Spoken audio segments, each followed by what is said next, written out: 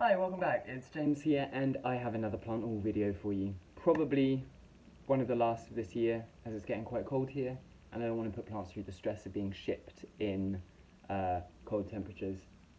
So I'm gonna have to really rein it back for the winter, which is quite good because space is becoming a bit of an issue. So it will be a good chance to just focus on the plants that I have, and also decide which ones I want to transition out of my collection to make space for some new ones in the spring. I have two Philodendron, I have two Anthurium. I'm going to show you the Philodendron first. One of them is pretty much just a cutting, and one of the Anthurium has a little bit of a pest issue, which I'll go through in a moment. So, Philodendron number one, the cutting, very fancy because it's in like a fancy little glass. I've been after this Philo for quite a long time, and for some reason in the UK, the price of it has absolutely exploded.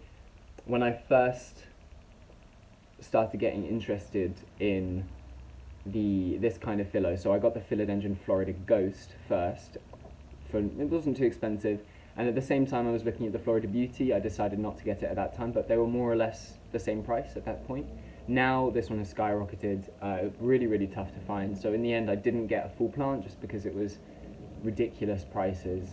I wasn't prepared to spend that on one, so I just got a beautiful Philodendron Florida Beauty cutting, which has all of the perfection contained in that one leaf.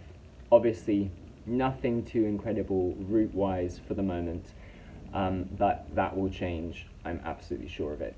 It is just stunning.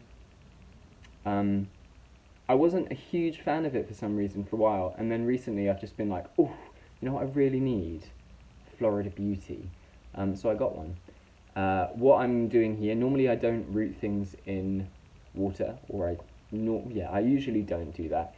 I'm putting it in here because it literally has all the aerial roots that it did have kind of shriveled away, so I'm putting it in here just to stimulate, if possible, a little bit of root growth. And once I've got the growth points, I'm going to stick it in sphagnum, let it continue there. It does have a leaf growth point.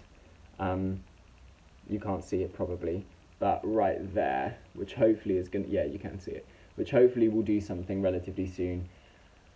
So yeah, I'm confident that it will be fine. It will just take a little while, but I'm fine with that. I'm more than happy to watch things grow. Yeah, it's wonderful. One last little look at that. Philodendron Florida Beauty. This is plant number one. Love. Okay, so Philodendron 1, we're going to move straight on to Philodendron number 2. This guy is mental. I'm very excited about him. He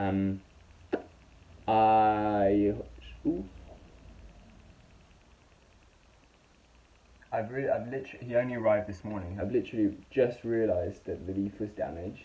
That's okay, there are two. So one of the older leaves that you're going to see is damaged. This is a Philodendron Heracross. It is stunning. If I remember, I will put a photo up here of what they look like in the mature form.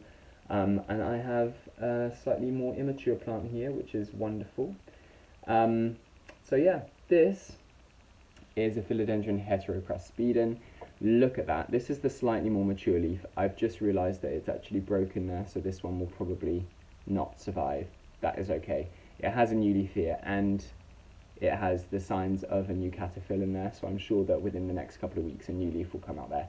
That is completely fine. A little bit battered from shipping, but a beautiful Philodendron. These leaves, as you saw in the picture before, get really long. They're like the Patriciae in a lot of ways, but they're much more textured, so lines down either side. And it's quite a hard plant to find, so I'm really happy that I managed to get one. It looks like in the new leaves as well, they get this kind of red tint to the back of the leaf, like the Esmeraldense, if that's how you say it, yeah.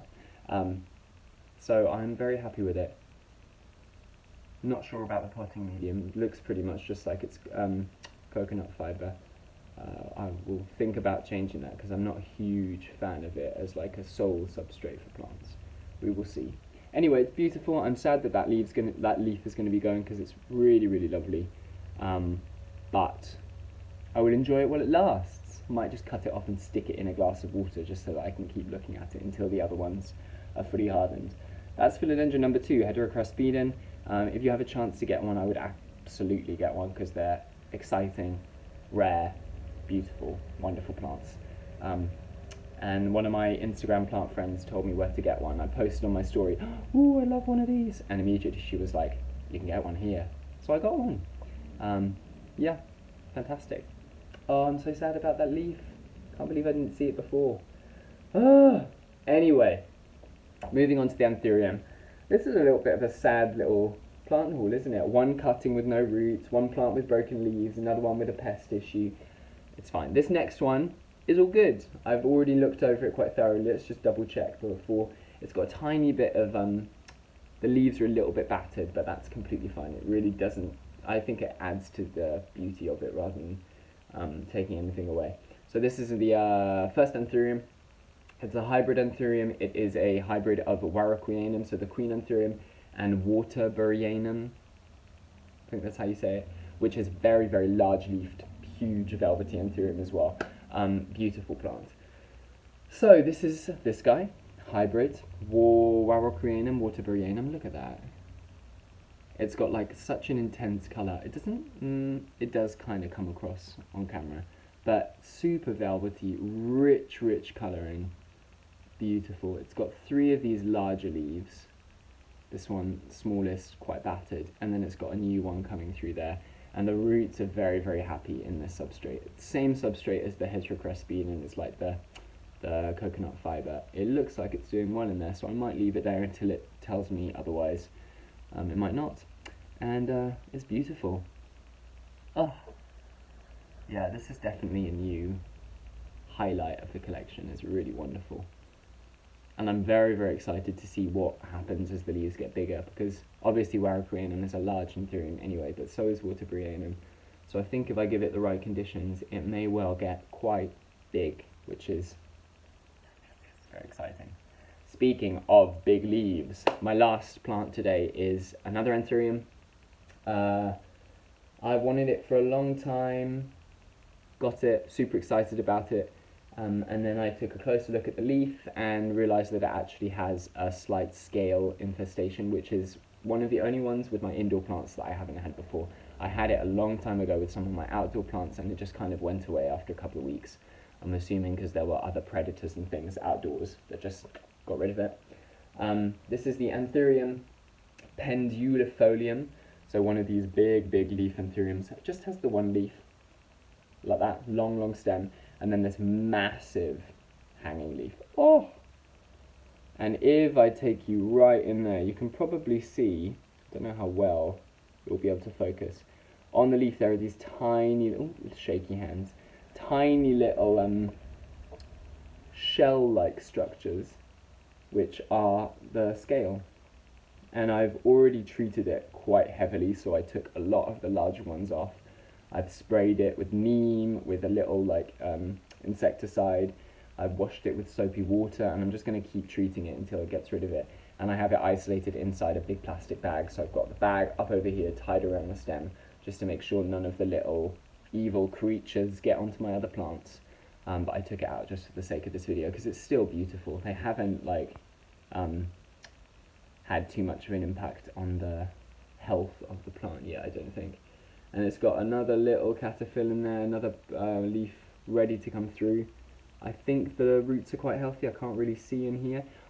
This is from a really great seller in the UK that I really enjoy. I've never had an issue with her plants before. This is the first time that I've got a pest issue, but she normally sends her plants in these little plastic cups, which I normally leave them in for a couple of weeks, because it's really nice to watch the roots develop and just make sure that everything's happy and healthy before you stick it in a proper pot and you can't see what's going on anymore. So yeah, Anthurium pendulifolium. It is magnificent.